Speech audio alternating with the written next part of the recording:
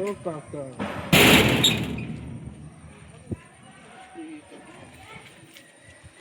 नमस्कार, मी कमलाकर शिंदे, शहापूर तालुका श्रमजीवी संघटना कार्यालयीन सचिव. आपण बघितलं असेल, काल बुधवार दिवशी जो टेंबा आश्रमशाळेचा प्रकार घडला, त्या विद्यार्थिनींनी विनयभंगाचा गुन्हा दाखल केलेला आहे. अशा पद्धतीचा महाराष्ट्रामध्ये परिस्थिती झालेली आहे आश्रमशाळाची की तिथे सुरक्षिततेचा मोठा प्रश्न पडलेला आहे. आज सुद्धा तुम्ही बघत असाल, कालच्या घटनेला अशा पद्धतीचा गुन्हा दाखल होतो, अशा पद्धतीचे विषय घडतात. हा सुरक्षिततेचा मोठा प्रश्न पडलेला आहे की आश्रमशाळेची सुरक्षितता आज किती ढासळलेली आहे. आज तुम्ही बघत असाल, महाराष्ट्रामध्ये युवक असेल, त्याच्यानंतर विद्यार्थी असतील, यांनी अहिंसेच्या मार्गाने आंदोलन, मोर्चे लोकशाही मार्गाने काढतात. पण असे प्रकार घडत राहिले तर विद्यार्थी, युवक हिंसेच्या मार्गाकडे न जाण्यासाठी शासनाने याच्या उपाययोजना करणं गरजेचं आहे. परंतु असं कुठेही शासन प्रशासन उपाययोजना करताना दिसत नाहीत.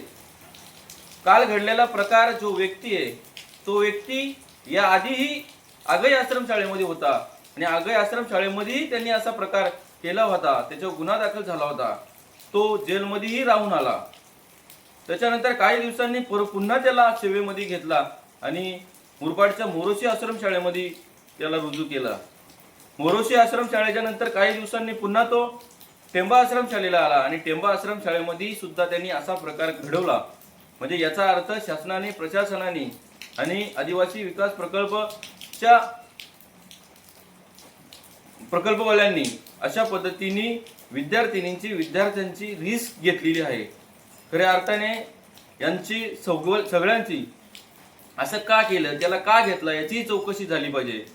आणि त्या सर्व प्रकाराची पाहणी करण्यासाठी, विचारपूस करण्यासाठी श्रमजीवी संघटनेच्या अध्यक्षा सन्माननीय सीताताई घाटाल आज प्रकल्पामध्ये, शहापूर प्रकल्पामध्ये येत आहेत. त्या शहापूर प्रकल्पात विचारपूस आणि त्याचा जाब विचारल्यानंतर श्रमजीवी संघटना पुढचा पाऊल उचलणार आहे, काय नियोजन करणार आहे, ते पुढचं नियोजन आंदोलनाचे, मोर्चाचे जे असेल. पण या शासनाविरुद्ध आश्रमशाळेच्या सुरक्षेच्या संबंधात आमचा पुढचा विषय असणार आहे. सर्वांना धन्यवाद.